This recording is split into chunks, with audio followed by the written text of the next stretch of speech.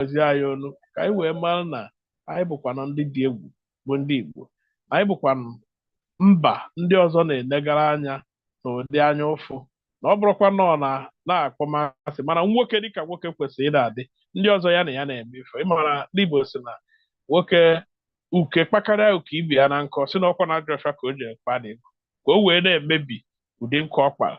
So nọ ife mere ndụ be anyị, and akwụkwọ a onye Igbo ọbụla mbụ kwelu na ya bụ onye Igbo kwesịrị ịgụ akwụkwọ a, maka na ka o si wee dị ife a, mụnwa agụgo m sọ m edegokwana m ife gbasara ụdị ife a, mana afọ ka o si wee dee nke o mere ọ dị so easy and using scientific theories in buttressing and establishing his facts.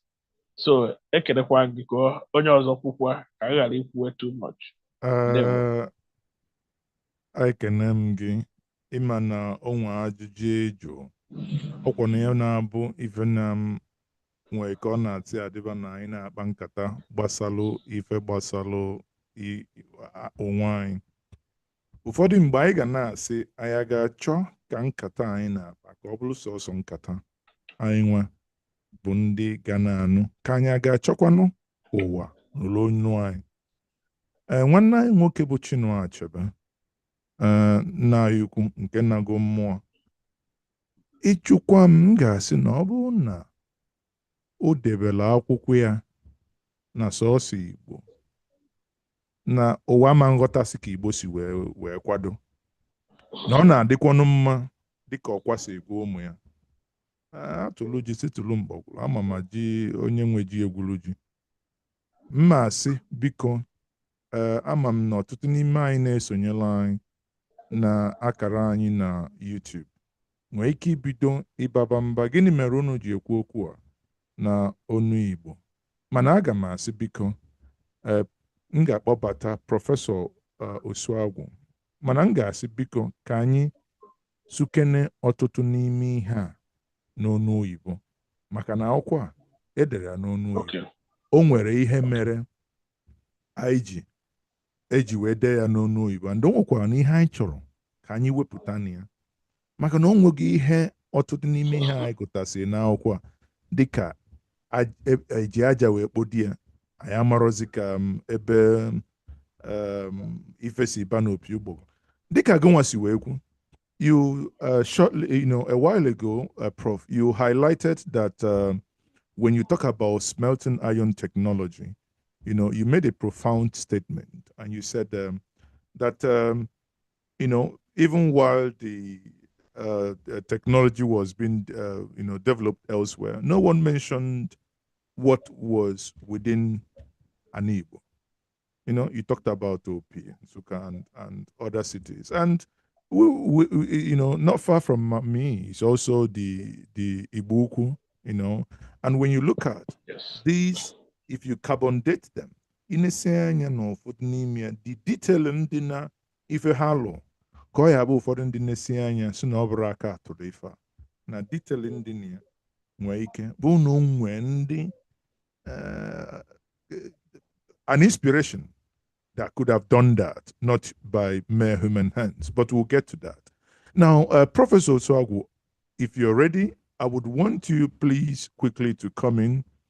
I know you joined us slightly late. Please unmute yourself, please, if you may. Okay, you have done that. Prof, once more, you're welcome to this. Professor Chidi Osuagwu is a scholar and a former chair, African Future Earth Committee. Prof, I have a question for you. The author of this book is your close friend and your ally. And my question to you is, how does the book redefine traditional perceptions of African and specifically Igbo civilization?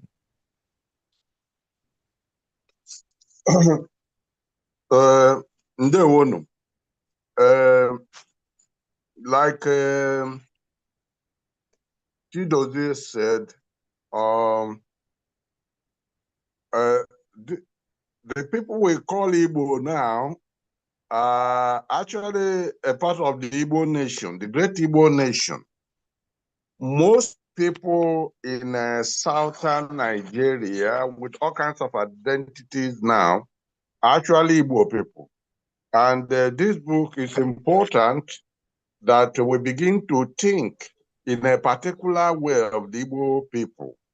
We should address this thing to a broader audience because that is the issue. A lot of fabricated and synthesized identities are floating around, and layers and layers of activities and histories mask what this book is trying to say. In fact, this book was proposed to be called Thousands of Years of Igbo History, but the author decided to say Centuries of Igbo History as the title. And the great Igbo nation is perhaps the one continuous civilization for up to 7,000 years clearly marked from the domestication of the yam and the palm. And people can Google that. I mean, consult AI or something, and they'll find out this situation. But a lot of things has happened to now define the Igbo nation as just a segment of the lower Niger. But going down historically, you'll find out people will have a very abbreviated history and identity unless they go deeper. And it is two Yoruba men that led me into this realization. People will call Yoruba now, but historically they are not Yoruba because the Yoruba identity is a recent construct, as it's been discussed on YouTube and in social media. It's a recent construct by Jack Crowder and the white man. The people of Ekiti, Calais, and the people east of the Oshun River.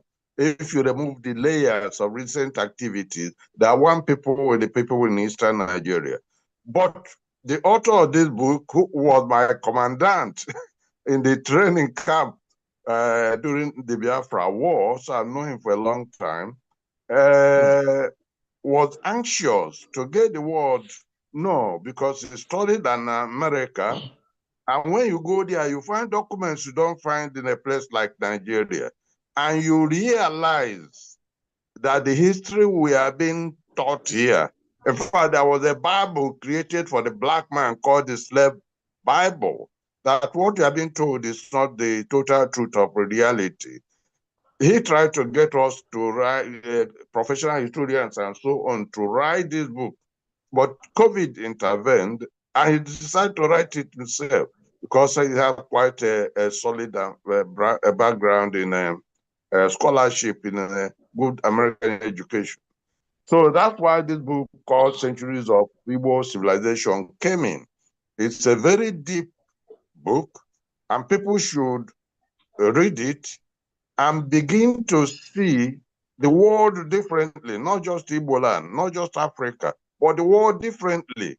And luckily, we live in the age of AI, and people can cross-check some of these facts and come up with what they now realize is Igbo history. And that is what this book is telling us about, that there's a great civilization, continuous civilization in a place for maybe 10,000 or more years. A civilization that started at the same time on the confluence of the Nile River, where the Nubian, Kemetic, or Egyptian civilization started, and on the confluence of the Niger Benue, after the great, the African humid period termination, there was an event historically about 7,000 years ago that led to the formation of great civilizations at river bodies, the greatest in Africa, the greatest of which are the Nubia Kemetic or Egyptian civilization and the Igbo civilization on the confluence of the Niger and Benue. And that's what this book is trying to describe. Thank you. Thank you very much, Prof. Thank you, thank you very much for that insight. Now, we're supposed to have a third discussant here. I think he's still having challenges with network joining us from Nigeria, but that's a bit at this may. We'll move on. Now, I want to, Professor Chidozie Chukwuokoro, I want to come back to you on this. And I want to, pick your brain on something, or rather, I'll put it this way. In your considered opinion, what are the key elements of the indigenous Igbo political system? And how do they compare to Western democratic ideals? I know as a student of political economy, many years ago, we'll hear, we'll be made to read John Locke, I don't know, so many of them, and Weber, whatnot. But some would argue that even before the Greek civilization, there was the Igbo civilization, but that remains on that plank. But to the question here, do you, what are, if, reading this book, what are the elements of this indigenous Igbo political system, and how do you compare what is outlined in this book and what you know to Western democratic ideals? Are there any similarities? Are there things they grabbed from us without necessarily, as you know, when you mark your student, you say they did not reference, without giving us reference and credit, basically? Bro. Thank you so much.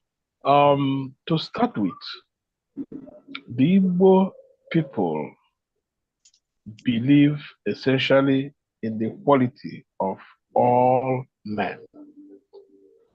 When I use all men now, let me not be misunderstood. Generically, that includes women too.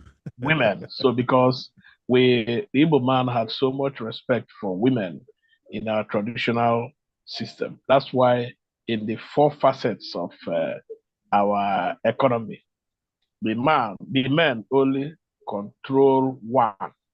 The women have women, children, and markets. So you can see that the powers they had, the powers were enormous. Okay, so the first thing is that I will answer this your question starting from the perception of the origin of the Igbo people. Because if you understand our origin, you will now understand why equality is of very serious concern to us. The Igbo man believes he came from God directly.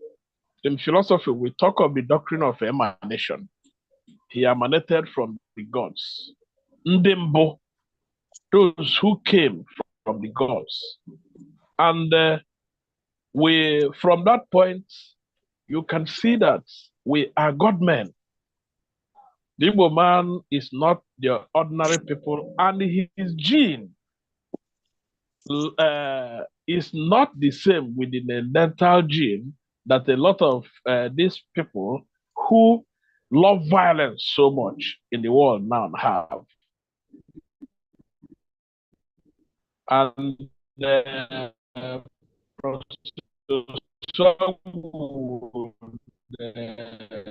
his researches tell you that these Neanderthal genes, if they kill everybody around them, do all those things and kill them, the Igbo man will not do that. And therefore, he believes that having emanated from God, that everything he is equal with his neighbor and can do anything to fight and resist anybody who is talking of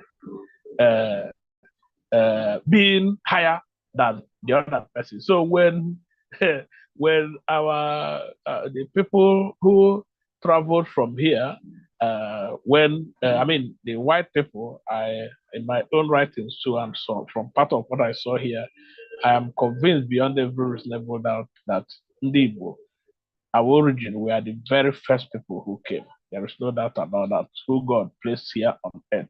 We will discuss that later on.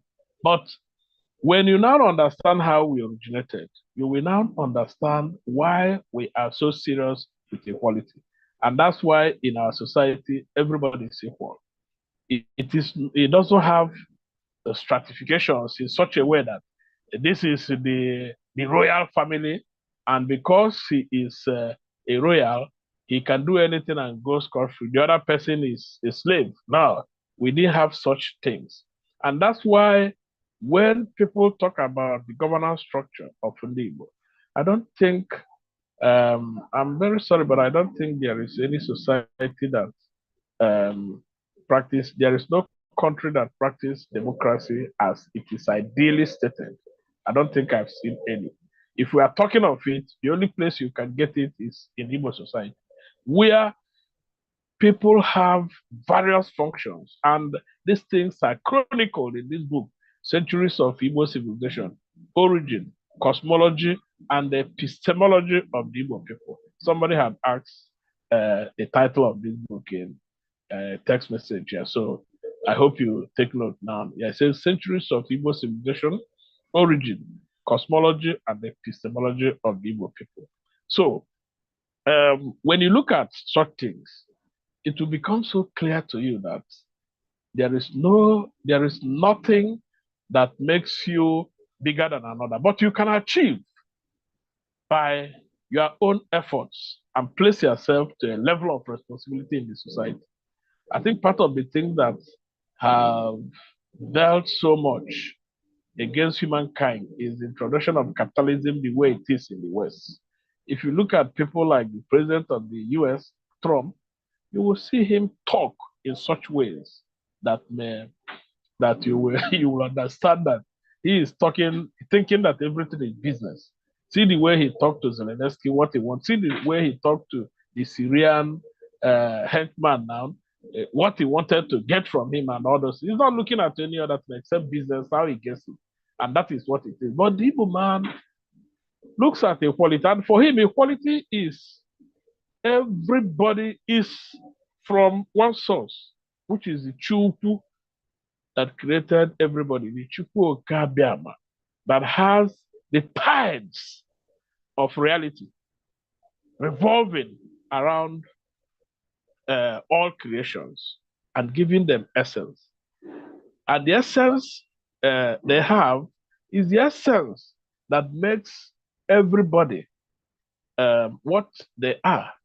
I mean, what you see that they have, and that you don't have powers to do it, to do anything against them. Somebody had asked somewhere, I read, if Ndibo had all this science, melting technology, why did they allow white people to deal with them? If Ndibo were this strong, why did they allow themselves to be? And I said, and I want to say it here, that it is a simple answer, that the value system of a group of people determines how they respond or react to their reality. Now, if you are a pacifist, like the Igbo people are, pacifism entails that you cannot touch anything and touch the blood of anybody, because you see everybody as emanating from one supreme energy, and everyone is equal. So you have no right to really kill anybody. And you can see that it was the same thing. We had our iron technology. We used them to get knives, machetes, arrows that we used to go to farm and protect ourselves against beasts, wild beasts. But we never thought of it. And it is evidential that the entirety of Europe never got to know this. But immediately, because of their cantankerous environment, immediately they saw that people could get guns they decided to use it for another reason. Not because they were stronger than us, because they never invented it. Even the Byzantine people who started Nshebe, that is the gunpowder, they never used it for warfare. They were using it for just like when we went to do when the Chinese people hosted warfare, you can see that they had too much firework displays. They were using those things for displays and not to kill another person. But Europeans and some part of other Western people saw it as a way of, you know, dealing with others to conquer them. And so the orientation from what was ascribed to Francis Bacon, that knowledge is power with which to conquer one's environment. Human beings were even the first people they wanted to conquer. And so our people weren't doing that. Now, having said this, when you make comparisons, you will see that when anybody says that the Athenians started democracy and all those things, you will ask the person one simple question. Most of the earliest philosophers, Thales, Plato, Socrates, Pythagoras, we had evidences that they schooled in Egypt, in the Hermetic traditions. Some of them in Pars, some of them in Alexandria. And so they studied there and came back and stayed on their own in order to learn. I mean, to internalize what our people have done. And remember, the collectivity, the collective knowledge with which Africa is known was what made them that those schools never decided that they were going to write things as individuals. It was communal research, and they gave rise to all those things. And so that was why somebody like, because he took initiation into those schools, somebody like Socrates never wrote any book because he felt he was going to do the things against the initiation rights he took.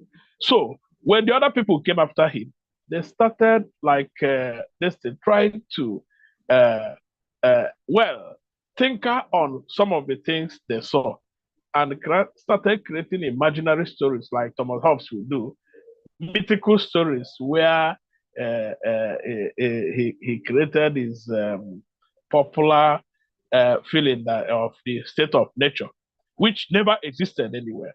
In our place, nobody did so. There was no such chaotic arrangement. The only thing that happened was that each community was independent, self-sustaining, and there was order.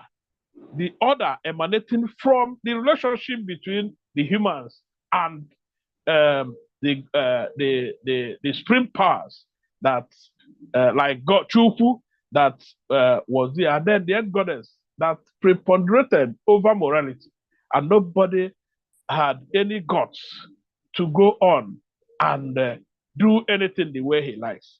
He can only defend himself if there is invasion from other places, but not to the point of killing people. You can see that we had all these rights.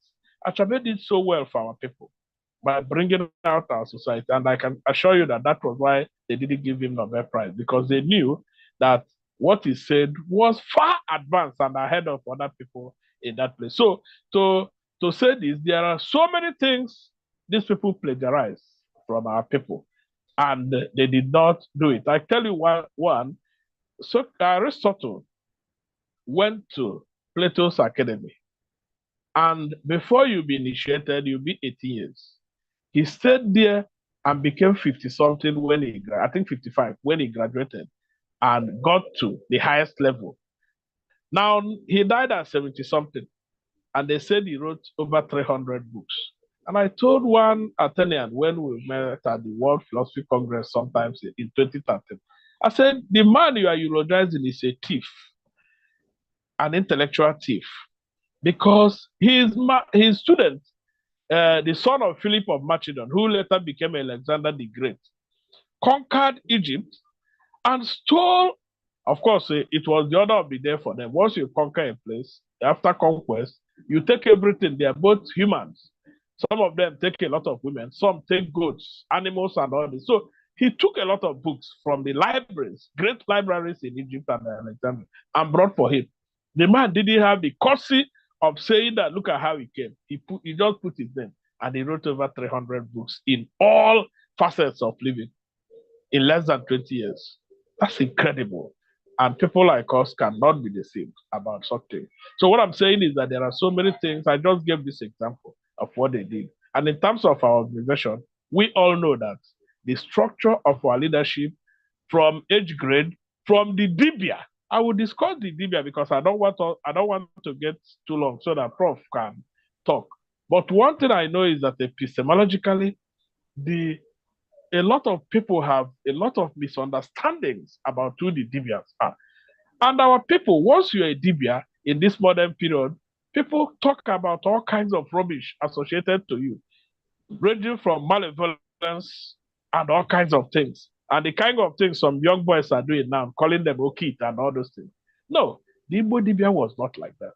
The Igbo Dibia, who Professor J. Eume would say, himself a Dibia of over 78 years now, would say that after God is the Dibia in terms of hierarchy, because the Dibia is the viceroy of God on earth. And how does the Dibia work? There's a cosmological underpinning of a situation where people believe, the Igbo man believe that there is knowledge base coming from Agwagu, what we have shortened to Agwu now. The Agwagu is an infinitude of knowledge. In 2023, I was a guest of University of Beirut, and I explained to them what the underlying reason why we have Dibias in our place, and I explained to them that there is nothing that is in English language an equivalent of a Dibia. You can't say a Dibia is a native doctor or whatever people call a witch doctor and all those nonsense they call them. A Dibia is a man, a being who is, the word came from two Igbo words, Di and Abia. Di, it means expertise, and Abia is knowledge. When you put them together, we are talking of expertise in knowledge. But that Dibia feels there is a foundation in which Awu helps in helping the Dibia. That's why when Awu Power Mother, that is or I can use the word Holy Spirit, not in the sense the church, the Christian church uses it, but in the sense our people feels that there is a cosmological, epistemic infinitude of reservation, a reservatory of infinitude of knowledge, where somebody who understands, who is picked by that Holy Spirit, will get to at a point where he will be able to divine. He will go to where we call Akose, and I think the white people now call it the Akasha, where they made the Akashic record of all that has happened in reality. And the Dibia, through his process, and of course we have over 200 divination methods by Igbo people. But when the Dibia consults his Alpha, he goes to, because he has an Ose, which is the third eye, who intuits and gets revealed the Osora. His Osora opens and he gets to the Akose, where those reposition of knowledge by Awu stays, and he gets all the information that it is necessary, that is required to get. And from that point, he makes the entire system. He gets the infinitude of knowledge, which it is. So you can see that what people have been over the years messing up. In fact, the Dibia is proudly the reservatory of the knowledge that the Igbo has and parades around. And with it, you can see that hierarchically, if we have hierarchy, it is after God, you get the Dibia before you get the chief priests and all the other people. But they do not in any way lord it over our people like some other civilizations do. So I think I can stop here so that another person will contribute. Thank you. I mean, listening to you, when you ventured into the realm of Dibiaism and Dibia, and I know that is another forte of our your co-discussant, Professor Chido Swagu, also. And I would because you've mentioned it, I'll pick his brain on something. But let me, before I let you go away from this particular question that I asked, you talked about Ndi Igbo being pacifists. Now, and you talk about the ideals and the philosophies that they espoused in the days of the old. The question that I will take there from is, how come in all these philosophies, in all these, way of life and ideologies, why did it not expand?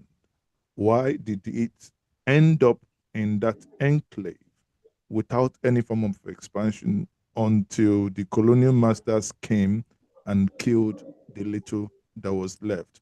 And again, I know that our writings in the old, as Achebe described it in Sibidi, why is it that not much was written? Or I understand the part of oral history.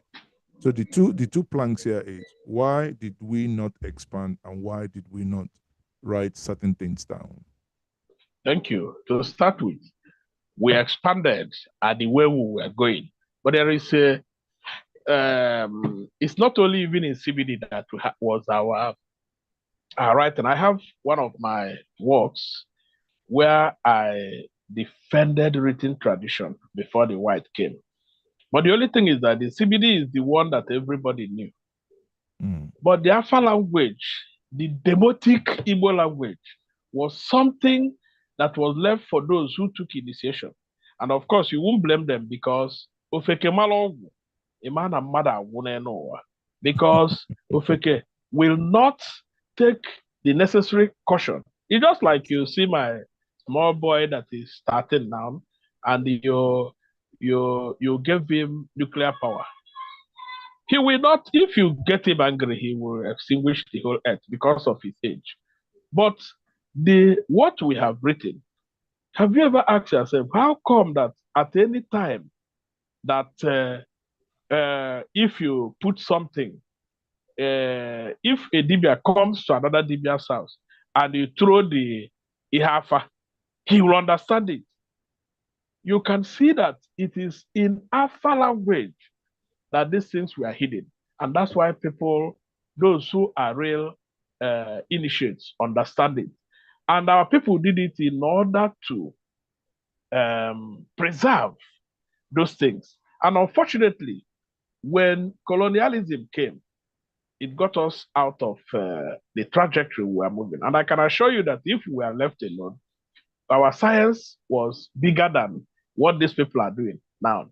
Somebody will come out and say that he's using an aeroplane, he will travel a few minutes, but our people went to establish what do they call it? In the droid areas of Europe, they went there to establish them, and even some of the things they do using.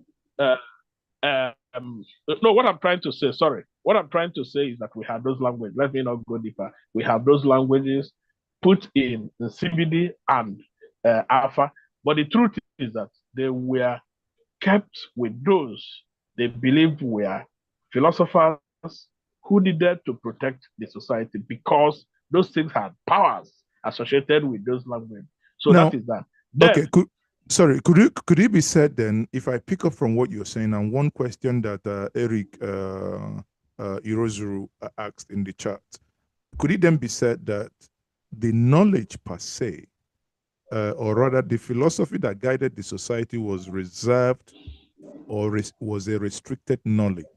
With critics who say that that's actually a sad way of a society operating, because it appeared that the society was enclosed, that it was only for those, the non-ofeces, the only for the initiated to know certain knowledge. Therefore, if there is anything that happens to only those who are not ofeces, then there is no way to transfer knowledge. Isn't that, don't you consider that as one of the reasons why we are not able to progress? And now, I want you to take this into account. You also mentioned that the Europeans, you talked about like aeroplane and how they, we were taking our time.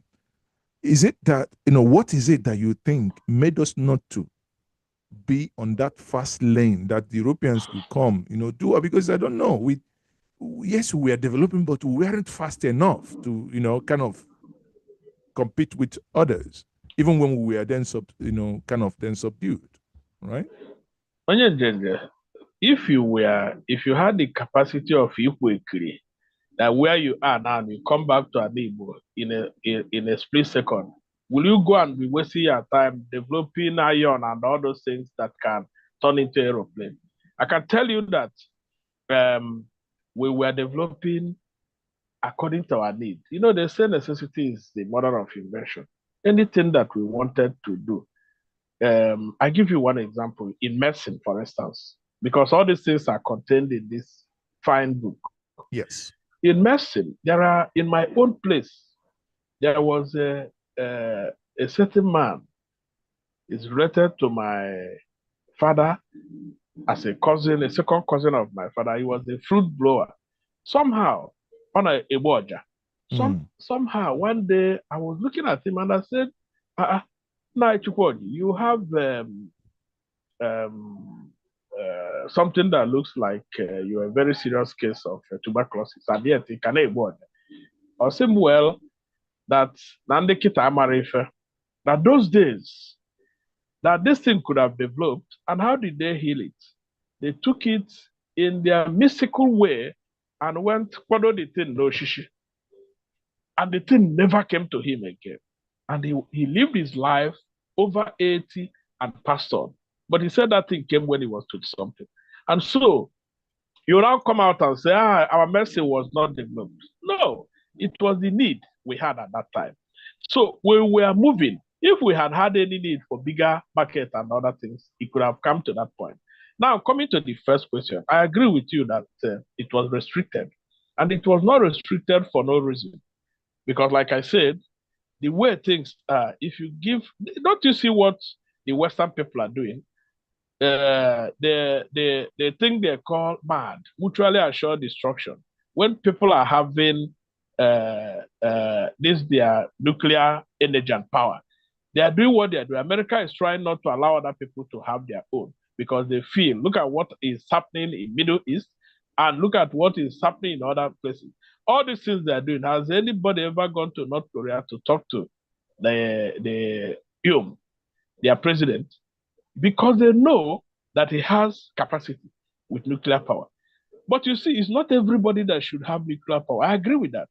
And that's the philosophy behind why the knowledge base of our people were cycled. And let me tell you, you can never, if you understand what I explained about Agwo, the Agwo, Akose, and all those things, you will know that those things couldn't have, if anything had happened to any digger, it wouldn't have stopped because we believe in reincarnation too. So somebody will reincarnate again and continue from where his last distance stopped. Will you say that the Dalai Lama, what happened to the Dalai Lama, this one that ran away 60-something years from his place, it was because of the prophecies they gave that China was going to come and do this and stop the trajectory of their movement because of their value system. He left that place and went to exile.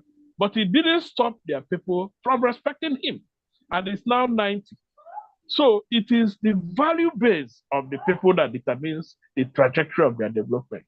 And we mustn't say that because the West, because what you are saying now is accepting the institutionalization of science as the only means of getting to knowledge. But it is not true. And I'm happy that an Austrian, Feyerabend, wrote a book against method and say, look, science cannot be the only means of knowing. There are other means of knowing. During this COVID-19 and 2020, a lot of people around here, when people were afraid that COVID was going to kill them, at least I knew that Professor J. Eume gave us a little bit of what people took and nothing happened to them about COVID. And I took one as example. I'm saying what I participated in. I'm not speculating, but they were herbal. And so we were moving around. We are not afraid that COVID was going to kill us, because we knew and trusted what he did. But the Okay. West, we say, no, no, no, no, this is unorthodox. So Okay. there was need for that thing to be kept, secretly. And knowledge Okay. couldn't have stopped. Thank you. Okay. Thank you very much. This conversation is getting more interesting and quite engaging as well. At some point, my guests, we are taking some of your questions,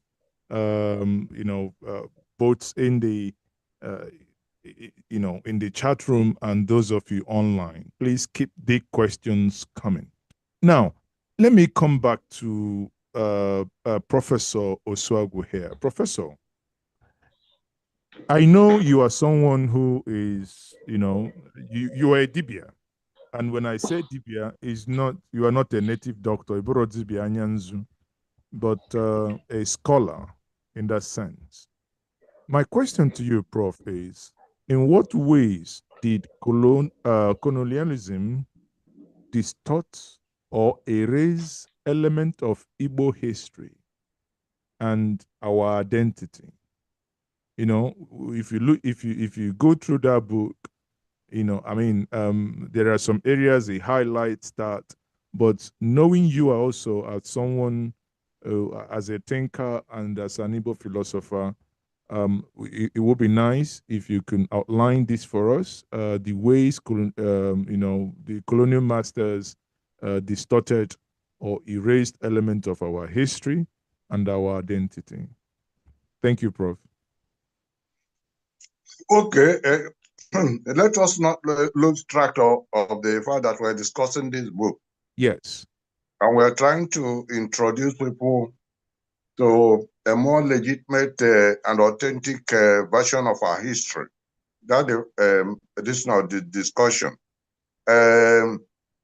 Ofeke is Ofeke, which is 99% of the population are consumers. They like to consume things. They want miracle to solve their problem. So why are we not flying planes like the white man? Why are we not try? They don't look at core questions. Igbo people are still the most advanced civilization in the world. A civilization is ascensional. There's a lava called Akududu that will pack all kinds of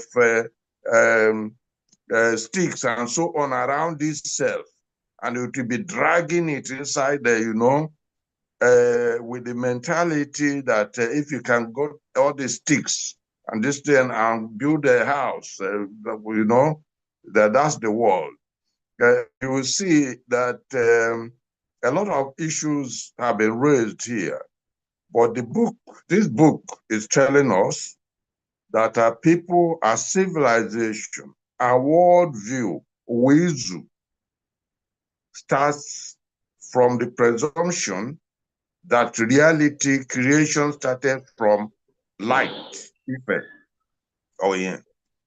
and that from there, our people conceived a certain view of the world, a world view, which I call Uizu, because in Africa, this has a symbol of the Izu, the focus hypocycloid, which is the symbol of the African world system. What has happened is that the Igbo system is the conservatory, the essence of the African system. And this was officially established by the African slaves in Haiti in 1791. But our people, the white man came and created a catechism education, and you can have TAT and other kind of thing, but you know nothing. The white man has not overtaken our people. Materially, yes, because his system is based on kleptoparasitism. Goes around the world stealing things and feeling great about it. mostly because they have some kind of Neanderthal gene Africans don't have. But that has not made them go far. Yes, they have borrowed the gunpowder from China, the compass from China, printing and paper from China, and moved it in the last 500 years. But we are talking of thousands of years of civilization. But Opeke will be interested in getting paradox here now, and it is, without listening to the fundamental. The fundamental which this book is pointing at is that there is a civilization of the lower Niger, which started at the confluence of the Niger and the Benue, and that civilization has lasted 7,000 years. And the people created a civilization that still mystifies the world. The Igbo civilization. The Igbo civilization that has resisted all kinds of pressures till today. And that the Igbo are a pacific people, not pacifists. Those are two different things. Pacifists are those that turn the other cheek. But pacific is you create a situation that is peaceful. But if somebody wants to disturb that peaceful situation, like invaders, the white man, the Arabs, the Fulani are trying to do, you fight back. That's a pacific system, not pacifist system. Now, on the other hand, people go, oh, writing. Why did the Egyptians who developed these writings develop hieroglyphics? They did that in a straightforward way, metaneutral, a reflection of nature. Writing came about to the extent it did in Egypt because they were looking for way of representing concepts in the desert. And that concepts, which Africans use to symbolize systems, were built around our flora and fauna. We know how to use, okay, we want to reflect a system of great architects, constructors. You look at the anthill, but in a place where there is no ant, you now draw it. So that's how the pressure, the environmental pressure on the Egyptians to draw things that they used to be, but desertification had removed. But there was no pressure on the Igbo to do the same, because we could always point out to see, to people say, okay, look at the Uzi tree. That's the picture of uprightness. Look at the Okukayara. That's a picture of chaos. But in the desert, the Egyptians had to draw these things from memory. And that is the origin of the hieroglyphics. It came from environmental pressure. The Igbo were not under such pressure because we still had the flora and fauna models of reality we use to describe how things are or how we imagine things to be. So this is what this book is trying to say, that, oh, we have a great civilization, that the evidence is overwhelming, is there. But invaders came and distorted our world system and are teaching us catechism of nonsense theology. And that you have Professor Anemalo, Alexander Anemalo of the University of Nigeria, a genius of a man, who look at the structures, the sculpture, because these are symbolism. Ofeke doesn't understand. He's asking, oh, why didn't you all make us this? When the things are there. Animal took a look at her as sculptures, Igbo sculptures. and hypothesized from this culture, the curvilinear nature of these cultures, the mind that would design things this way, thinks this way, views the world this way, and he mathematicalized those pictures, the kind of mind that would draw those sculptures. Those sculptures are the symbols. Not you go, why didn't you write what is that's nonsense. It means people don't understand. The writings are there, the sculptures. Sandman looked at them and generated a mathematical statement that says, in the Igbo world, there are only 5 fundamental entities that are in the ratio of 1, 2, 3, 4, and 6. And when he read my paper at the Library of Alexandria, my talk at the Library of Alexandria, describing the African world system in such a way that the Egyptians were so excited that a former Egyptian Minister of Science and Technology said, I won't go back with the jumper where I was wearing. He took it and gave me an Egyptian distance model of solidarity. They appreciate things like that, and people are not interested. They're looking for footing, for hearing. I mean, the academics. So Animal now said this, that there are this relationship. So when he read my paper, it impressed him, and he sent me his own paper as an indication of appreciation for my paper.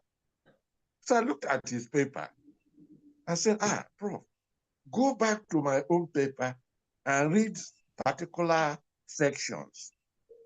You would find that the energy calculations as made by studying Igbo symbols of truth and falsehood and converted it to thermodynamics, that it shows that the energy structure of the world will allow for the existence of, I name them now, a monohedron, a dihedron, a trihedron, a tetrahedron, and octahedron. That pentahedron at the position of 5 was quantum forbidden at the energy level.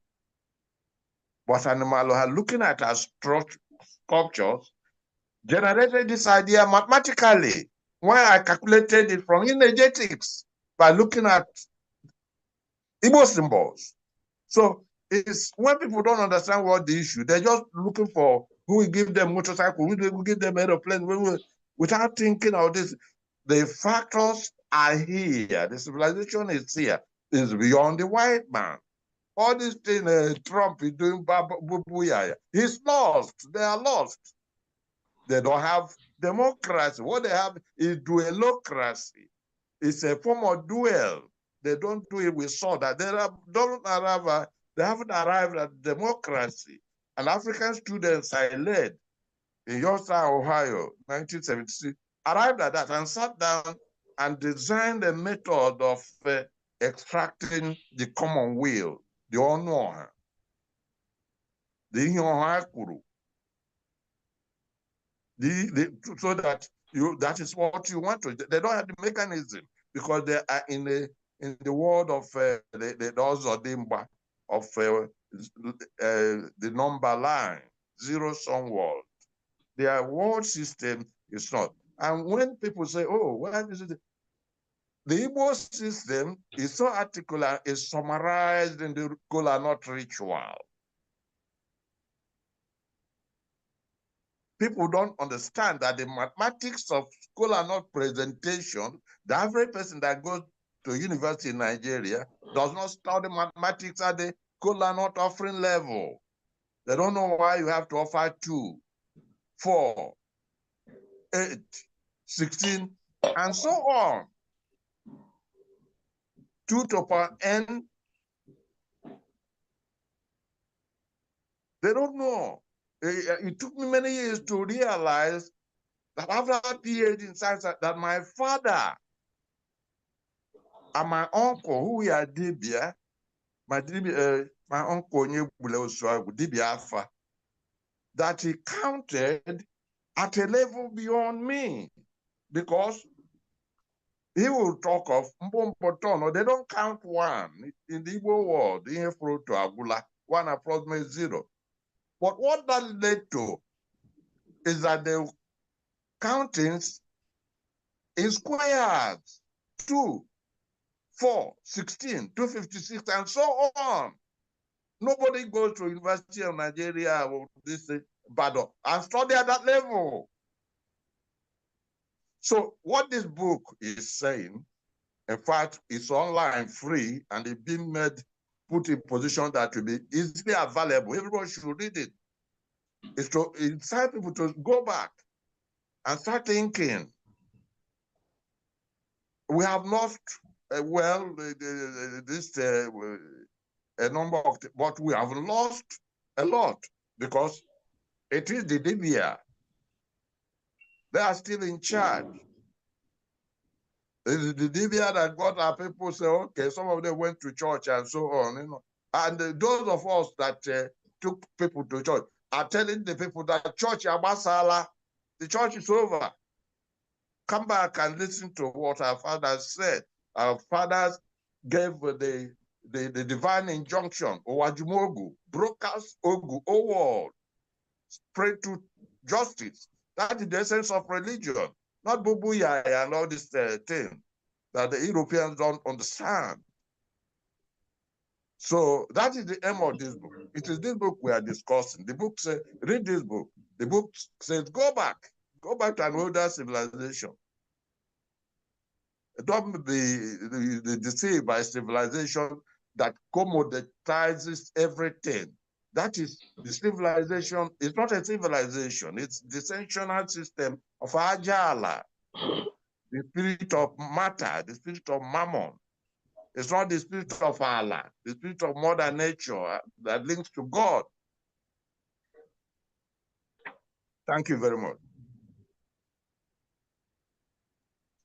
Thank you very much, Prof. You know, to recalibrate and bringing us back here. I think you made a very good point here regarding that book, that this book is free. And for those of you who may be in this room wanting to get this book, please reach out after this. You will be getting an e-copy of this book. For those of you online, please, as usual, you can reach out to us on Njenje Media, and we'll be availing you that book. I do not know, Prof, if there is any other way that the author wanted to get the book distributed, but you know, you shared a copy with us electronically, which we've done justice to by digesting it. So if there is any, you can avail us that. If not, I will be sharing that through our various platforms for those who are interested in grabbing this book and reading this book. Okay, so let me quickly move on here. You know, staying on this book, as Prof said, there is a lot that is hidden in this book, and our job here is to unpack the content. Now, reflecting on this, you know, Professor Chidozie Chukwokoro, I want to get you back again to say, reflecting on this book, how does the book treat the role of women in the Igbo society?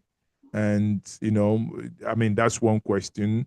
An adjoining question to that will be, you know, are there some technological and scientific contributions of the Igbo people historically and today? You know, if you take them to that will be very helpful. One, reflecting on the book, how the Igbo society treats, you know, or rather, the role of women in the Igbo society as espoused in the book, and what are the technological and scientific contributions of Igbo people of today, historical, and historically speaking too. Well, thank you again. I will start from the second one before, because women are so important for Igbo, and it is something that we can never stop or finish saying. But when you are talking of contributions in engineering and technology, this book in page 103 started in a way that I'll be very, very happy to let you know. And he says, I want to read it out, then I will discuss. He said, it will be interesting to start this chapter with certain verbatim statements of European scholars herein referenced. The archaeology of Igbo is the study of an archaeological site located in a town of the same name, Igbo and Igbo town in Anambra State in southeastern Nigeria. As a result of these findings, 3 excavation areas of Igbo were opened in 1959 and 1964 by Charles Thurston Shaw. Igbo Richard, Igbo Isaiah, and the Igbo Jonah excavations revealed more than 700 high-quality artifacts of copper, bronze, and iron, as well as about 165,000 glass, cornelian, and stone beads, pottery, textiles, and ivory beads, cups, and horns. The bronzes include numerous ritual vessels, pendants, crowns, breastplates, staff ornaments, sword, and flywheel handles. Now, I will end here for now, and then I'll discuss a little bit. And if there is need to read other long citations of what Europeans have to discuss about that's the writer, the author of this book had to do. Now, when you look at all these things I have said, you will see that there was a very a level of enormity of contributions of our people in science and technology. Look at that excavation. Look at the things that were there that Thurston Shaw and his group excavated. And one that impressed me so much was how the beads that they found in the burial chambers were cross-matched with the ones that were in Egypt. And the man speculated that it was possible that there was a trade route that existed between Igbo and the Egyptians.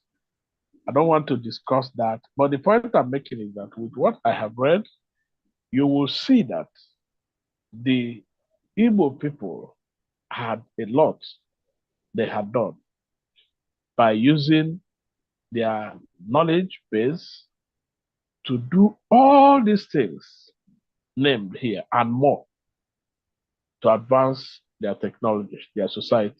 There was sword, there was ritual breastplates, and a lot of other things they had there.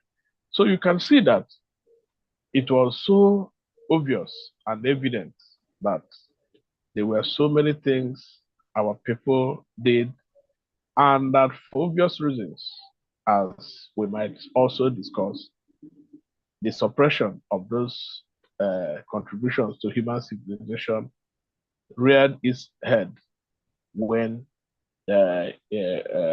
colonialism came up. So what I am saying is that if you get this book, you will see a lot of such things, like as I've named. There are some that I can also read, because there's one other one that says Peter Gallank compares the Buku bronze to the finer jewelries of Rococo Europe or of Karl Fabelge and William Bulafag. He says they were created with a strange Rococo almost Faberge type virtuosity. Frank Willett says that the Igbo bronzes portray a standard that is comparable to that established by Benvenuto Cellini 500 years later in Europe. You can imagine what they got. Something, Europe started getting something that looks close to it 500 years later. And so somebody will stay here and tell you that we had nothing we contributed to human civilization. It is not possible. Now, we have other objects. The kind of water pot set in a mesh of stimulated rope is described by Hoof Honor and John Fleming as virtuoso feat of Sire Pedue casting, of Sire Pedue casting. That is a kind of wax. Its elegant design and refined detail are matched by a level of technical accomplishment that is notably more advanced than the European bronze casting of this period. That is, if Europe had any bronze casting at that period. So when you look at it, there are so many things you will see.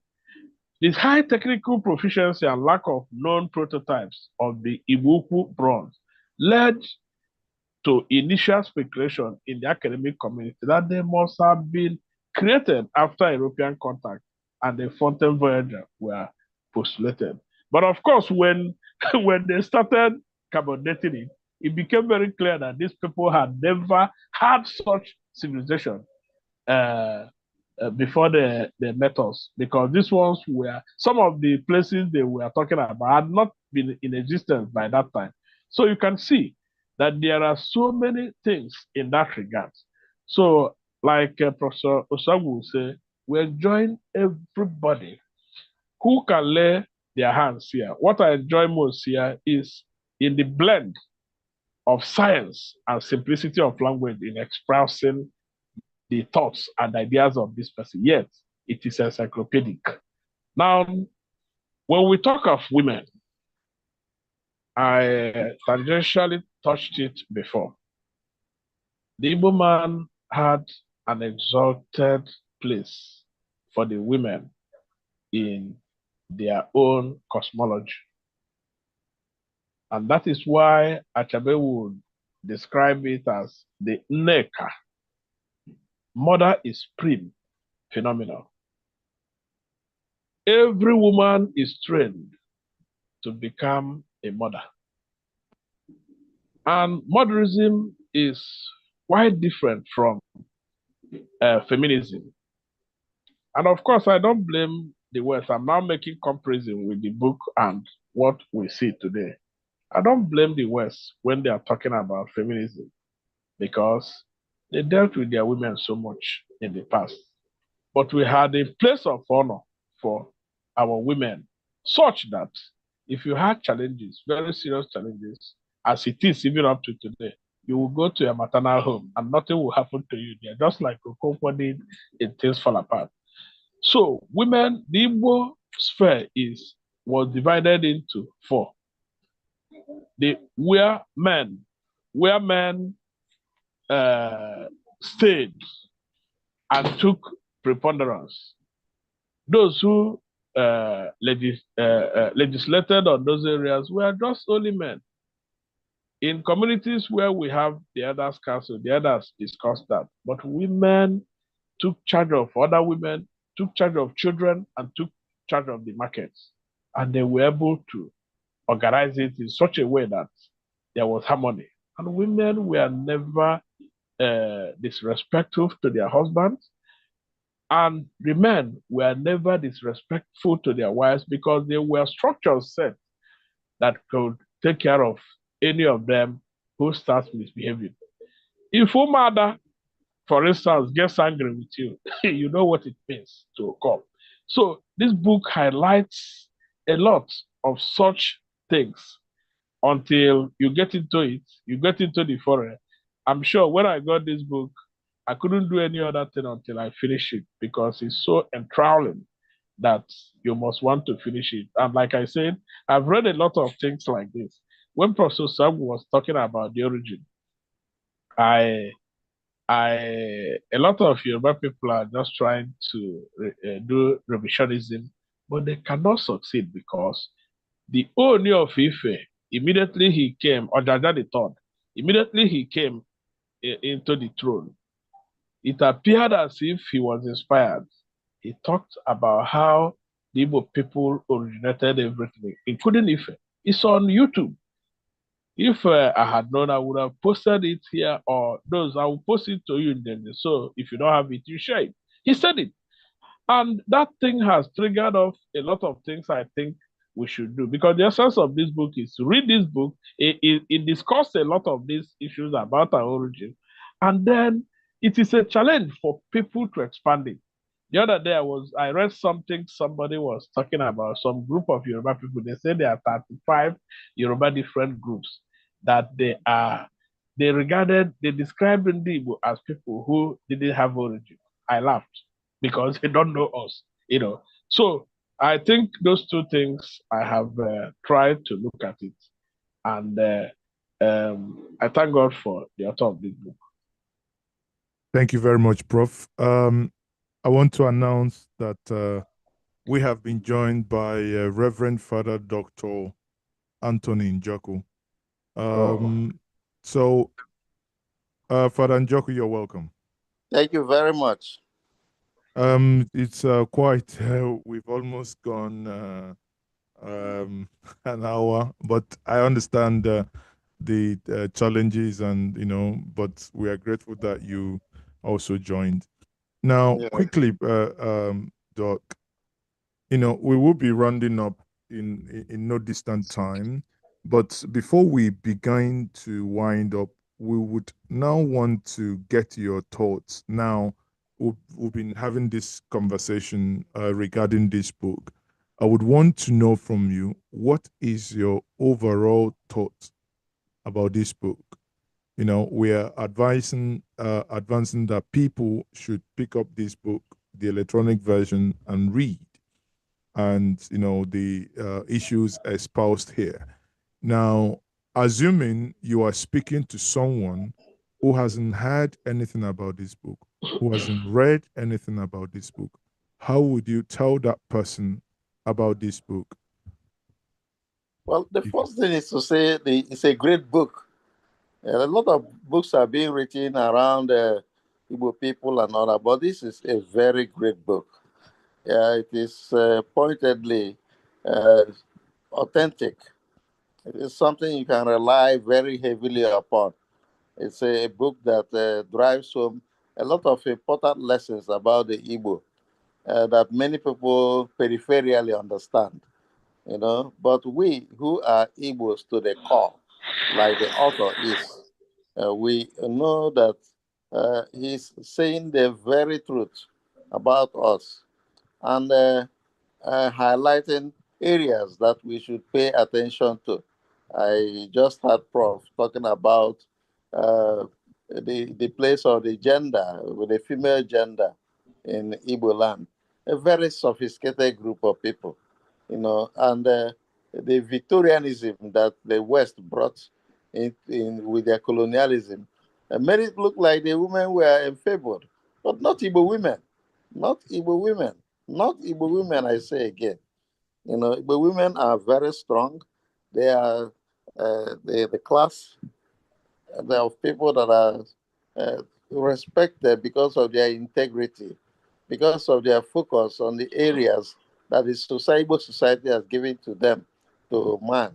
And they do it so efficiently, so wonderfully, and they continue to do that. That's why Igbo women are hotcakes, if you like. People who have understood that to marry an Igbo woman is to progress your family, is to progress who you are, is to progress your entire being, And you can see from the top military brass of Nigeria who wait for Igbo women, at all costs. And it also has impacted on them and on their legacy, enable them to achieve a lot of things. Because Igbo women are very sharply focused people and a group that you can rely on. So, just speaking from that perspective, The book is a wonderful read. It's something that I will recommend to anybody. Please go and read it so that you understand the proper, authentic perspective on the Igbo people. Because we're a people that stand out. We're not a hidden people. We're people that stand out and are acclaimed around the world, around the globe. The Igbos are acclaimed. Yes, some people are understandably jealous, understandably angry and all that, trying to pull down the Igbos. But nobody is definitely going to scratch the quiddity of the Igbo. Nobody is going to be able to scratch that quiddity. It is there and it remains there. And even the young, very young ones that I see, that I meet in my pastoral work, you see a shining stars rising, you know. So the Igbo people are a very special breed, and we thank God for who we are. And this book highlights it very, very well. That's Okay. why I would say go ahead and read this book. Thank you very much. So those of you online, I've shared a number, our WhatsApp number. Please reach us after this. We'll be sending you a copy of this book. Now, again, Professor Swago, I will come back to you and permit me to go to this book on page 100. Let me see if I can share my screen. So I'll take an excerpt in order to formulate my question around this. So let me quickly do that. Okay, Prof. I believe you can see my my screen now.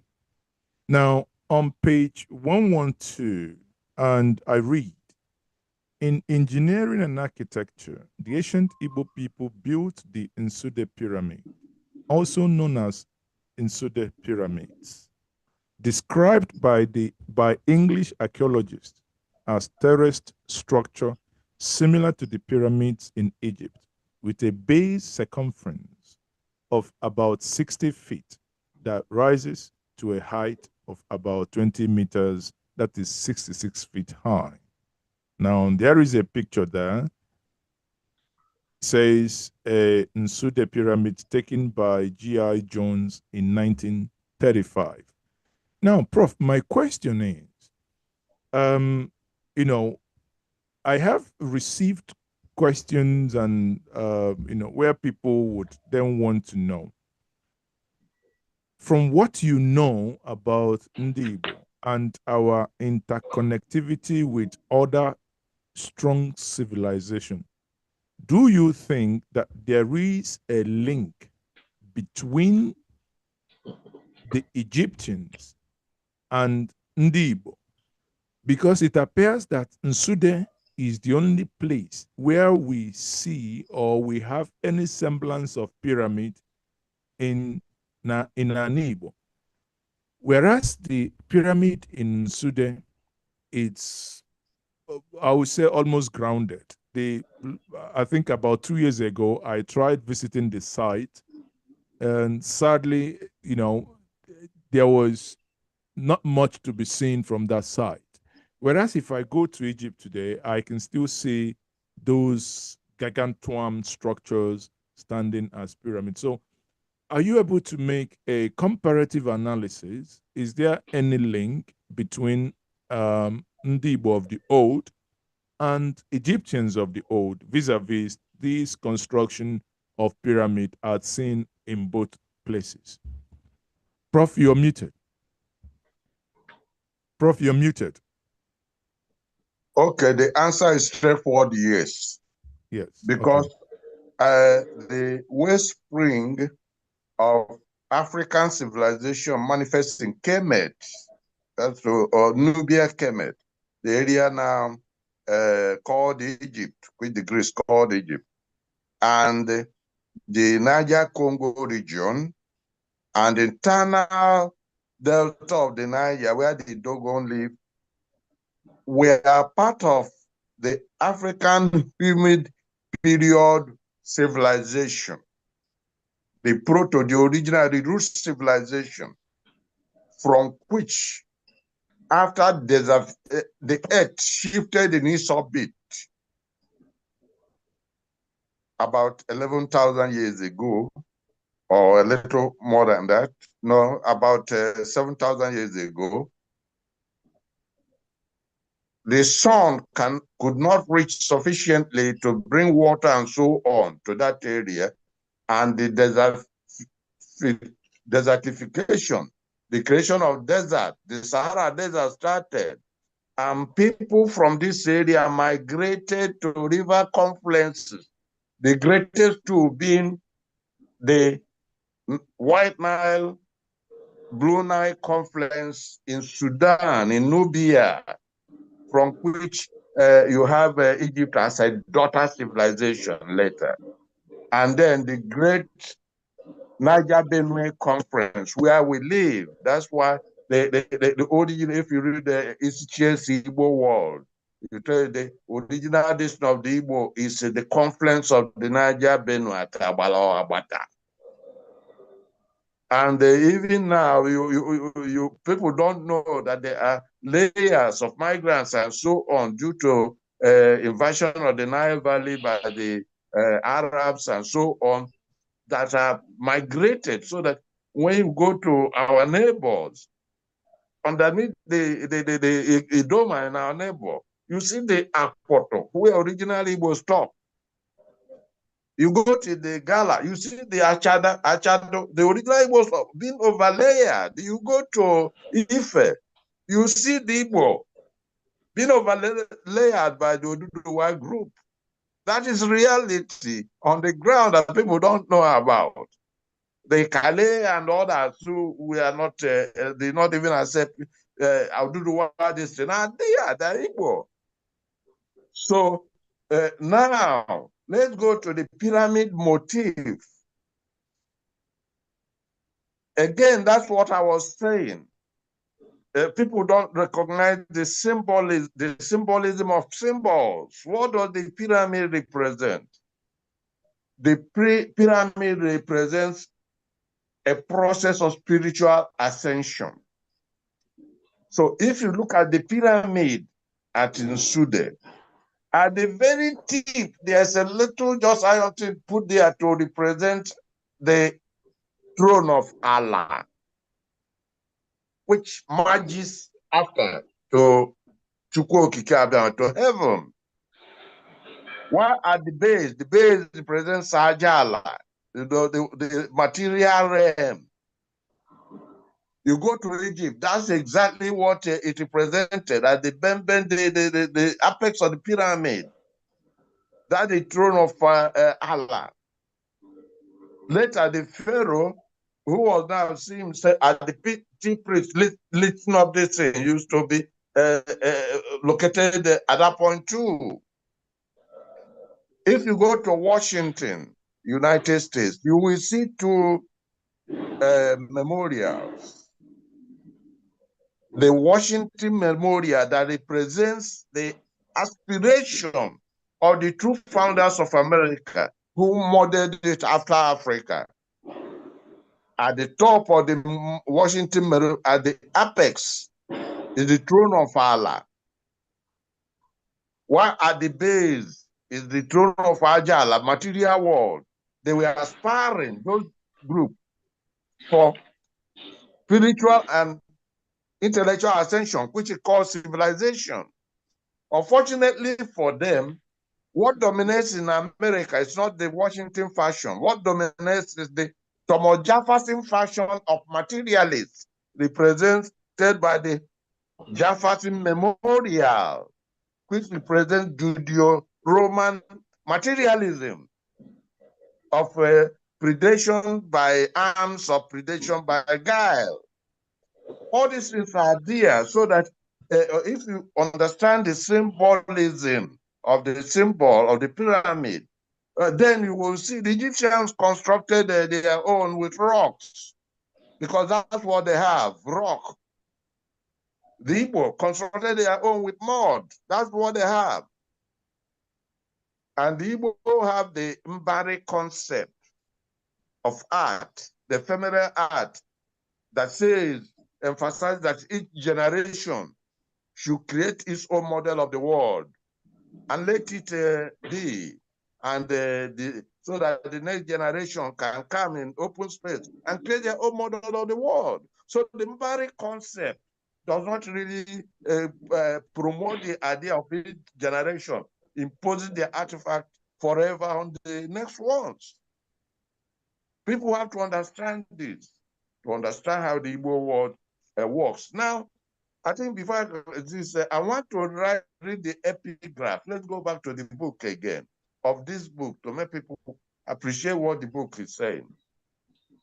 The epigraph says, in the light of our first dawn, before foreign shadows fell upon our land, the spirit of the Igbo shone pure and indomitable.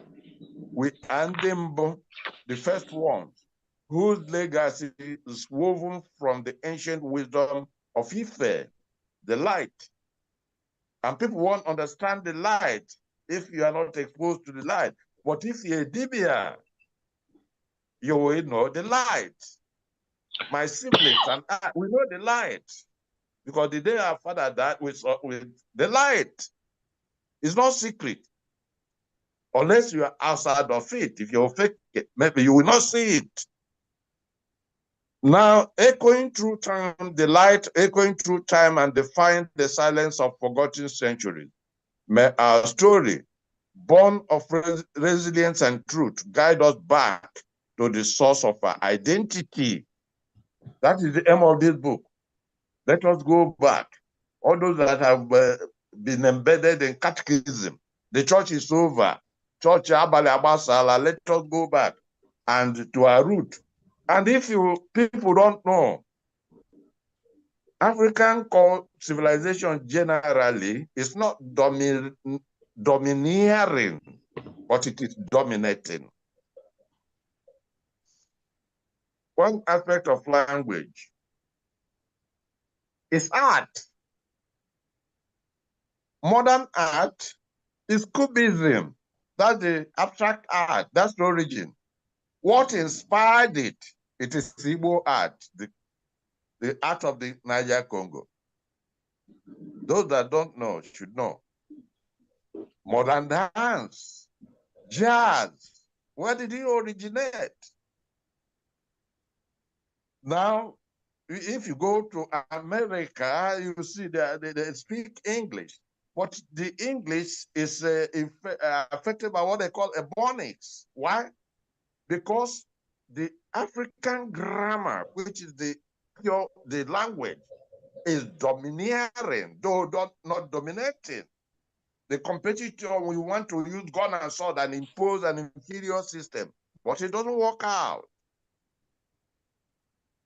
Right now, since I came back from America, so I've been working on models to synthesize, mathematicalize, simplify our social models, and I have them. Now that's the way to the future. When our old people grow to begin to learn it, because now most of these things people are interested in catechism of the European. Now, let me make a point about why did we allow these people to defeat us if we say we claim this and this. And then anybody that asks that question doesn't understand history. History says that it is the barbarian that always destroys civilizations. It is the barbarian vandal that destroyed Roman civilization. And Rome, which was made up of bandits, destroyed Greece. And so on and so forth. That's what has always happened. And actually, there is a document I want people to read called the Lamentation of Thought, T-H-O-T-H, Thought, which is Agu. Why the ancients prophesied that barbarians will come and destroy African civilization. And that's what they call the Egyptian civilization. And that only the rock, and things written on rock, will ever show that there was a great civilization here modeled on heaven. And that is the situation we are today. You go to Egypt, those people making this thing, the Arabs, the Greeks, the this thing that settled in Egypt and so on. They are just making money out of what the Kemetic wrote on rocks, and they don't know it. They don't know what it means. I had to go there in 2016 to tell them what the thing is about. So people who think that, yeah, we have been over, no. What this book is saying is, no, let us go back to the root,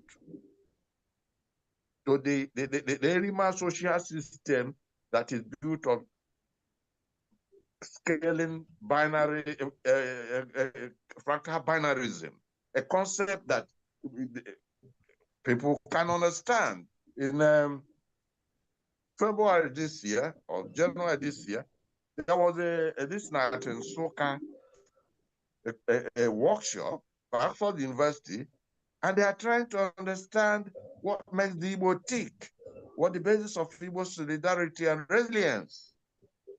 Oh, well, I was there, I was invited, and I wonder people, look, when your enemy wants to understand what makes you strong, you have to be careful. But nevertheless, that people should go to the very idea of Igbo-ness, what it represents to be able to believe in the Igbo concept, symbolized by the Igbo.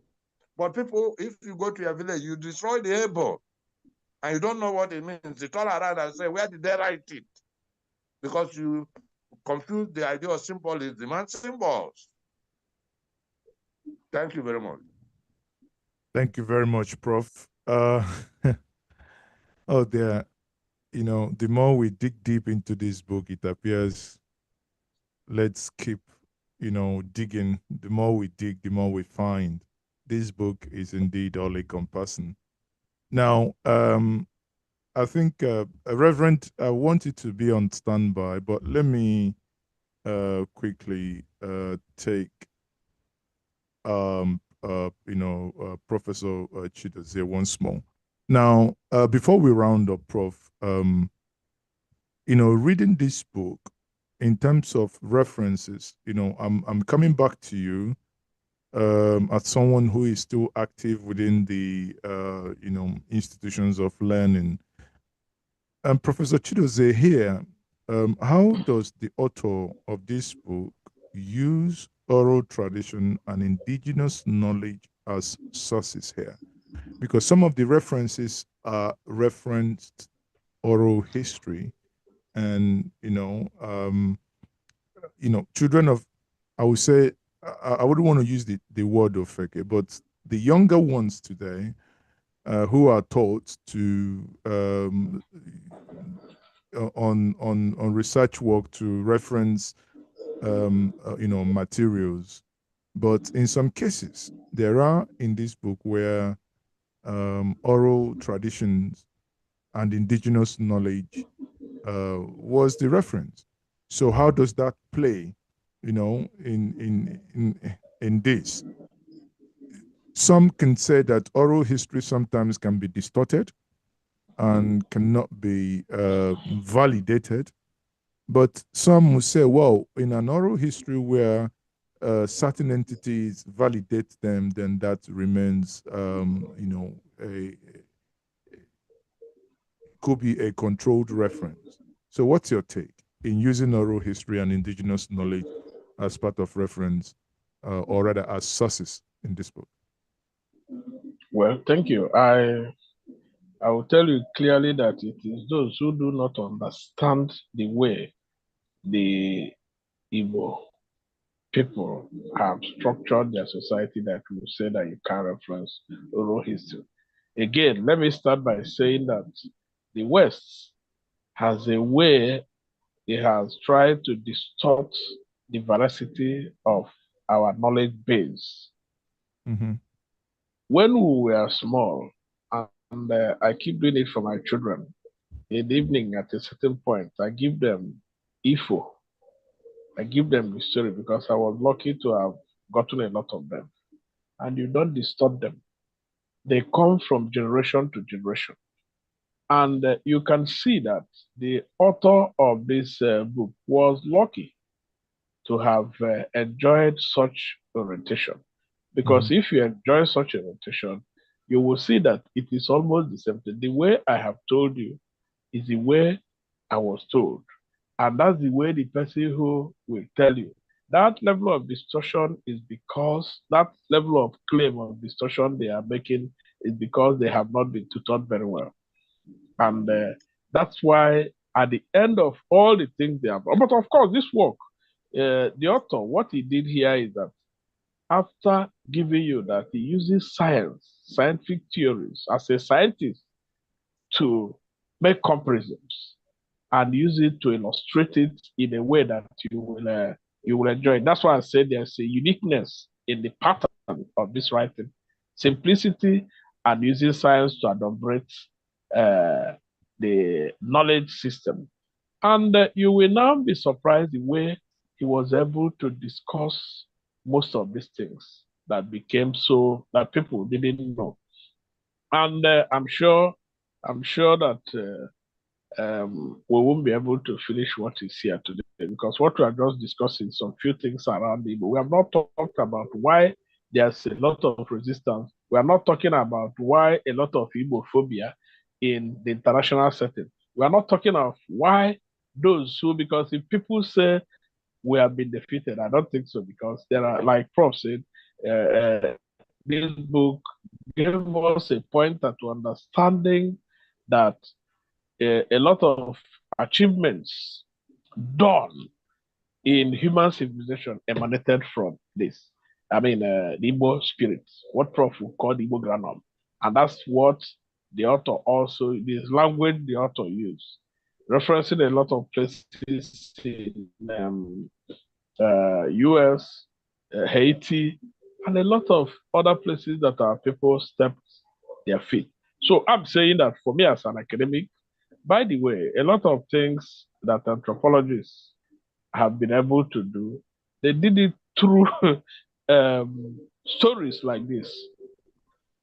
So anybody who is trying to use it to write up this work succeed because the specialized way oral history is quite unique and different from the others. And that's why the story, the history I'm giving is, if it is the same one you are giving, I will say it in a different place and you say, yeah, only to be the same thing. There will be no much variation to it because they will tell you, and according listen, they will let you know that you don't have to add, you don't have to remove.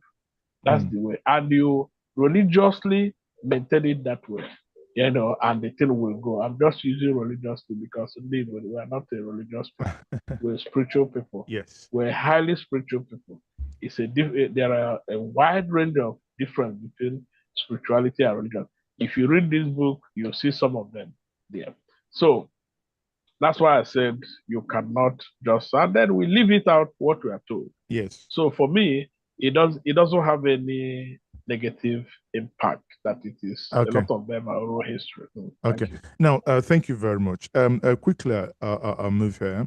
Reverend Father Dr. Anthony Njoku, and obviously, you know, the last statement by Professor Chidoze here is on the spirituality, and as an active, you know, member of an entity that dwells or that has its can on spirituality, I bring this question to you then.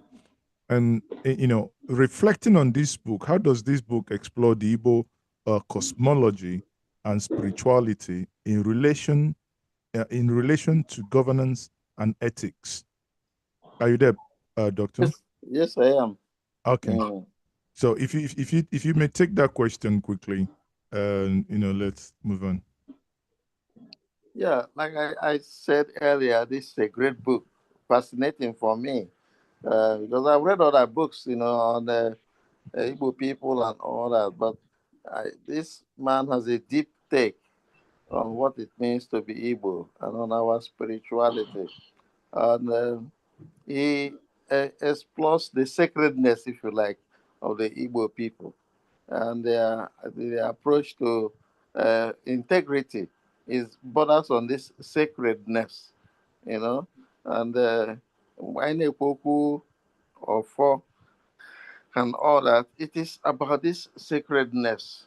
You know, we are a people who are spiritual in the sense of we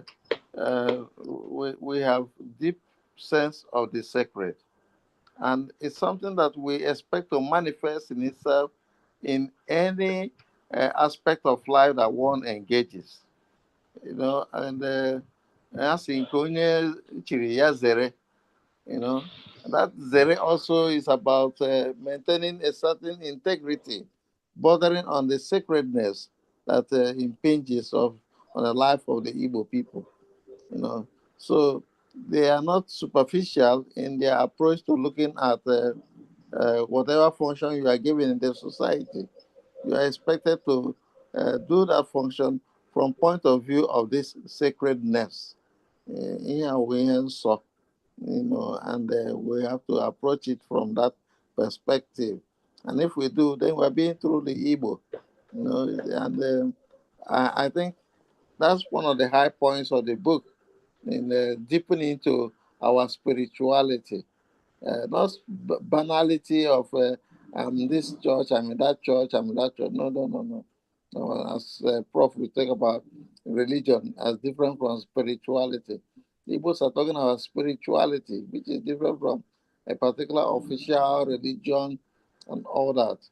You know, so the book makes capital out of that, and I think it's something that we should pay serious attention to. Okay, thank you very much. Oh, to my next question will be, I will read an excerpt from, I will read part of this book to formulate my next question. Now, and that is on, I'm reading from page, I think it's 159, and is a sub, is a, the title is Stereotyping of the Igbos by European.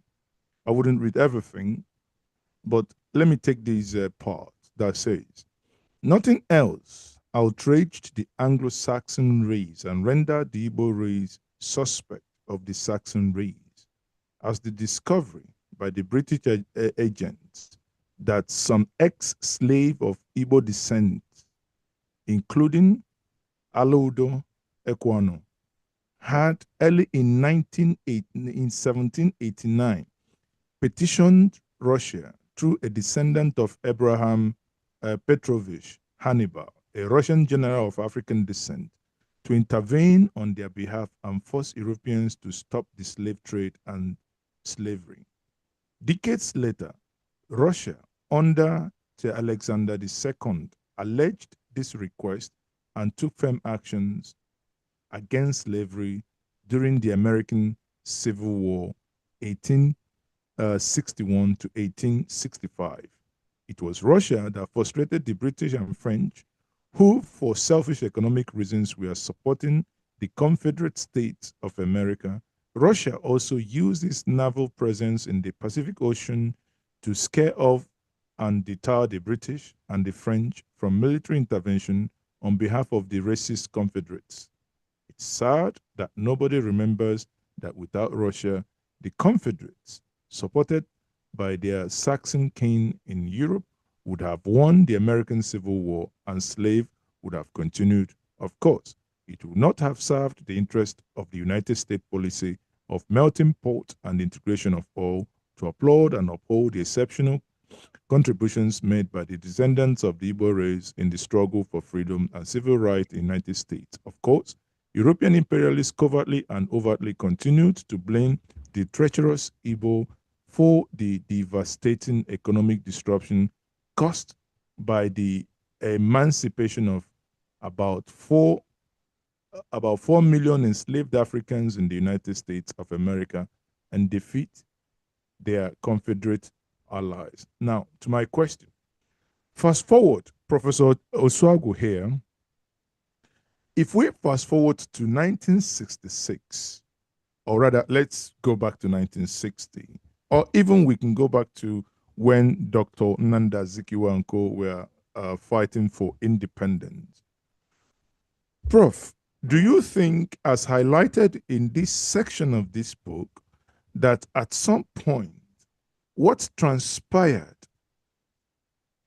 at that time, as so highlighted in this book, eventually led to the way the Anglo-Saxon treated and intervened on behalf or for or against Ndi Igbo in the period that it matters that their existence was in jeopardy?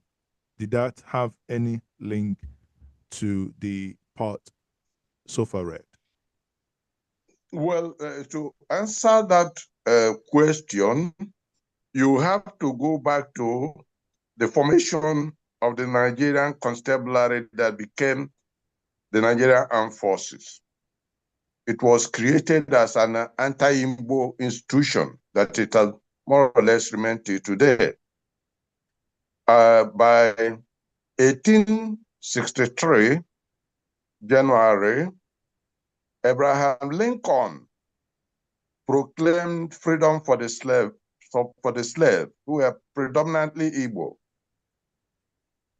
And in June 1863, the British created the West African, the Global Hausa Constabulary. That is, the armed forces of Nigeria was created with specific exclusion of Southerners so that they don't incorporate rebellious Igbo, because it's the Igbo that had caused the rebellion in the United States, according to George Wallace later and so on. But more than that, in Haiti, the Haitian Revolution is the best thought of, best documented revolution in history. But people are not familiar with documents, even when they are there. In Haiti, the Haitian Revolution, before they started, made a systematic study of each African ethnic group, identified their strengths and their weaknesses, their characteristics, and then grouped all African groups into two broad categories. The fiery ones, the Petuo, the cool ones, the Rada, and the Igbo stood out. And they made a resolution, which you find in songs and so on YouTube. Nuso Igbo, we are all Igbo. That 1791 resolution that made the Igbo the archetype of the African race, of the Black race, is the trouble we are suffering in Nigeria. Because in Haiti itself, Napoleon Bonaparte wrote down that these people needed to be raised from the earth so that the blacks can never march on the earth again. And Thomas Jefferson wrote that the fear of the French Negro, the fear of the Igbo, is the beginning of European survival and strength. And they carried over to this in the formation of the Nigerian Constabulary. And in 1918, Lugar wrote that these people are industrious and religious, but must never be entrusted with power, because of their rebelliousness will threaten British imperial interest of plunder by arms and by guile. So this is the this thing. So what happened in 1966 is that the British and their local allies took a time to implement what Napoleon had recommended by 1790-something. So yes, there's a direct link. And even the fact, you hear what P2B said, that he was told to do this and do this, if not, you can't become president and so on. No, the Igbo will never accept the enslavement of the Black race, that we are not part of the slave coast. That's why the white man had to come and manufacture and import slave catchers into eastern Nigeria to help them catch slaves. So there's a historical continuity.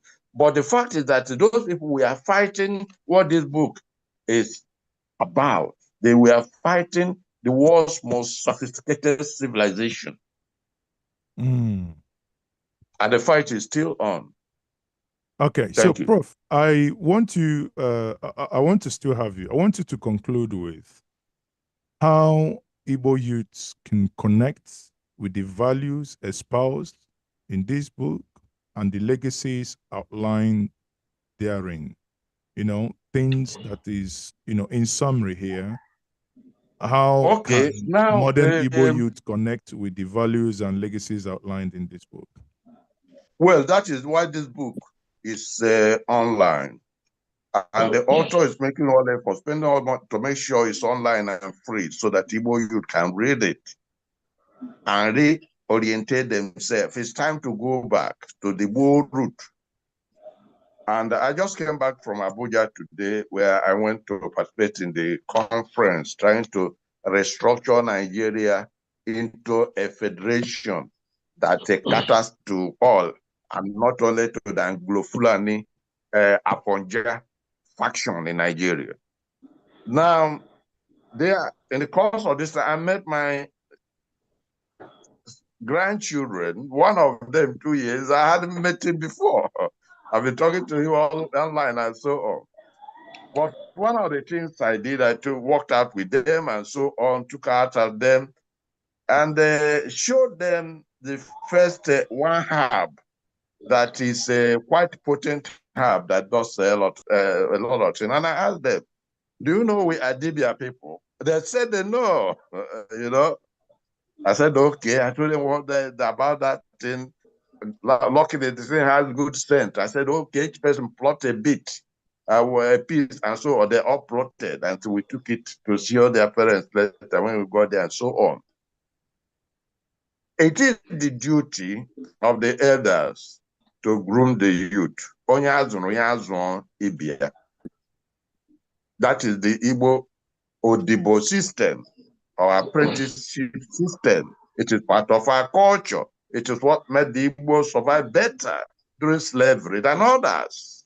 It's not a new thing. Those that use boy, that's nonsense. So the Odibo system, in the sense that the young one sleeps in with the master. Now, it is our duty, and this is part of the duty of this book. The author wrote it for the youth. And that's what the duty of all of us, to get our people to appreciate. Look, don't look at in the sky and not see what's going on. That the Africans are doing better than the people thought. That the COVID came and the people thought Africans were going to die out. No, but Africans were forced to revert to the traditional medicine. And some of us with the skill have worked out the mechanism of how it works out. I know that in fact what we gain from COVID will lead to, like I was telling my children and grandchildren in Abuja, a huge herbal medicinal industry, which we are working on to develop. That is the base. That is, we have to approach the youth, we have to reorientate them, like this book is saying, like I'm talking now, and so on. And tell people, look, those who key people and so on, you are doing this. You are not Dibia. Dibia can't do that. Dibia can't play with Amamihi. All those doing those things are just Dibia and Lemania, the visual impression, which is a charlatan, which is a fraud, which is a scam. A true Dibia, like I am, will never cheat. We never, because I know it has serious consequences. And that's what we have to let our youth know. Thank you very You much. can't be Bro. what you are not. Thank you. And more importantly, everybody should go and understand.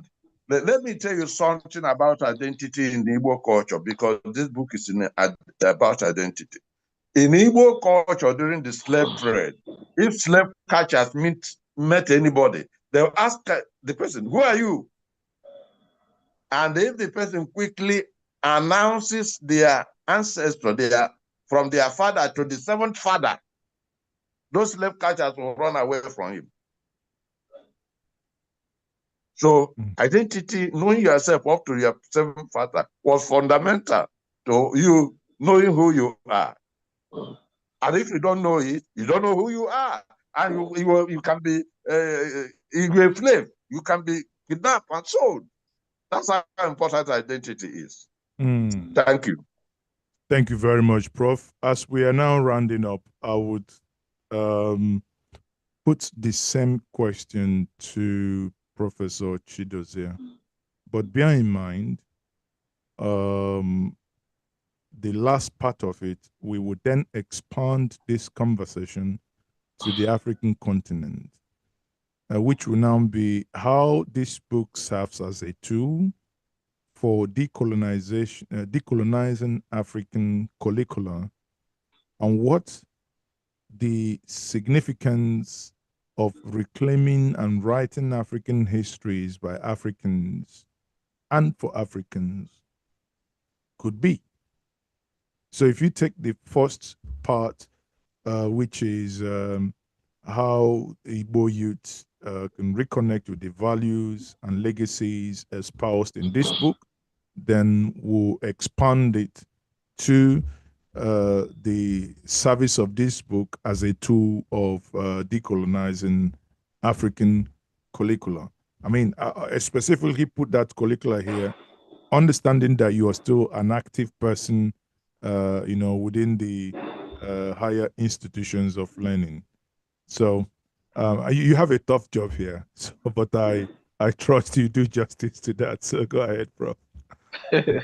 Thank you. Let me start by saying that the decoloniality thesis, I have engaged it a lot, and it was part of why I was a guest of the Humboldt people in Germany. Humboldt University in Germany, that's Berlin. No, not the Humboldt University, but their funding. Okay. The Humboldt Fellowship in Humboldt Fellowship. Okay. Bayreuth. That was where I went. And I am somebody who feel that it is unnecessary to start fighting the coloniality in that sense of the researches people do about the coloniality. And this book is very, very clear about it. First of all, if you're able to understand the facts and the truths here, you'll be able to use the truth to march forward and stop wasting your time about fighting the colonialists. Let me tell you a very awful experience I had late last year. Some people that are in Europe started what they call the recolonization theory. And they have put up a lot of euro in terms of research funding to be able to get our people to start discussing that, look, the African man can never do anything good except the white people are there to put to put them at rights in what they are doing. So if you are fighting the coloniality in that sense of writing to, just like Bono Dike said, boycott all the boycottables, you will see that as you are doing it, you may not be able to meet up with the trajectories of human civilization now. But if you confront liars, or perhaps, let me not even call them liars, but those who decided to be peddling falsehood, there's a difference between, okay, let me say they are liars instead of saying falsehood, but because our people are the people who are peddling falsehood. And I'm using this to say that anybody who understands that this is lie and is still saying it is a liar, but anybody who imbibes some kind of knowledge that are lies but does not know that it is lie is peddling falsehood. So for our own people, they are peddling falsehood, But there are these people who want to continue to keep lying, but it has an expiry date. So what this book has done is to equip the youths with the truth and facts about their past, to make them understand that the Igbo have a very strong ancestry in all the ramifications you can think about. Is it in architecture? Is it in engineering? Is it in methodology? Is it in what? Is it in administration? Is it in governance? Is it in philosophy? Is it in cosmology? So when you have these facts around you, you can use it to fight back the the lies that are being peddled, and immediately you reconnect. I can tell you that this is the way it is supposed to be. So for me, this book has done so well in helping the youth. So the only thing we will do is what we have started doing now, to canvas for people to look at this, because once they look at this book, I can tell you they will understand that they have a strong ancestry and they have something that will make them rethink and relink themselves with their wonderful past. Do all these other people have the Ugwele man or civilization? Where can they get such things? So that's what I feel. If the youth will be able to read this and get equipped with the facts and truth, I can assure you that all these issues about the coloniality we get. In fact, I have to develop my own theory that I call Afro-constructivism. And by this, I mean that you can use the facts that you have about you, about your values, to reconstruct your society the way you want it to be. Thank you. Thank you very much. For those of you in this meeting, I have shared this book. It's about 73 megabytes. I have shared it in the comment section, for you to download it there. And for those of you who also wish, we will be sharing this book on Njenje Media channels. So the link is also shared in the comment section for you to join. Please do join us where we share these type of meetings whenever they come on. Now, I would, staying on this trajectory, I would also want to have the told participants to please respond to the same question, Reverend Father Dr. Anthony Njoku. Please, if you may, 1 or 2 minutes, then we'll round up. Then if we have any participant here who has any questions for any of my guests, please do raise your digital hand. You'll be called upon. Dr. Njoku, please. Okay, thank you very much.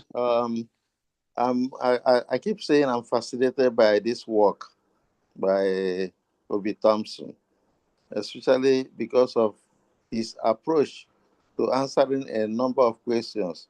Instead of fighting back, like Professor Chidozie has mentioned, instead of just fighting back, gives you, this is who you are. This is your ancestry. This is your pedigree. These are your values. And it's important to understand that. Because if you do, from whichever angle you go into the Igbo worldview, Igbo cosmology and all that, I got introduced into the Igbo worldview and all that via Igbo names. I've been studying Igbo names for over 25 years now. And I'm fascinated by what I have found out about Igbo people through their names, their personal names that they give to their children and so on. These names are so rich, so endowed. But standing from that pedestal of knowing who we are is a very important standpoint from which to answer anybody who brings up any reservation. And so I will go with Prof in the sense that instead of going to wage battle with somebody who has a mental set, somebody who has already decided on which way to go, somebody who is not ready to listen to you, it is better to understand yourself more and more And if you understand yourself more and more by plunging into this type of works that Obi Thompson has written, to understand who the Igbo really are, authentically speaking, their integrity as a people. If you understand that, then nothing really can shake you. On the other hand, you'll be enriched and energized to go ahead and do what you have to do as a proper Igbo man, Igbo woman, and be able to be a shining star that God has created you to be. That's my take on this matter. So wasting energy trying to fight somebody who has made up his mind negatively and all that. You don't have to waste that type of energy. Invest the energy rather in building up your Igbo-ness, in building up the integrity of your people, in building up on the pedigree that was already a legacy that we have. And that's what I will say as a response, instead of going back to the colonial litany that we have. I am fascinated by the work of DK, for example, who turned history around when he was blocked from making use of colonial works from colonial archives and all that. He went back home in his trade and politics in the Niger Delta. Went back home and started interviewing the people and discovered local agency that is not in the colonial archives. And since his discovery, you cannot do African history without paying attention to the people themselves, not to the works of colonialists, what they have said, what they have written. No, those become secondary sources. They're no longer primary sources. DK did that function for us. He turned the whole thing around by his search for authentic sources. And he found those authentic sources in the Africans themselves, in their words, in their agency, in their own reactions and responses, and in their own initiatives. And that's what we should do. We have to turn to our people. And when we turn to our people, we'll be surprised by what we are going to be able to mine out of them. And that will help us to know where to focus our energies to be able to get back, our strength that is already very much entrenched by our people themselves. Thank you I would very like to much. stop there.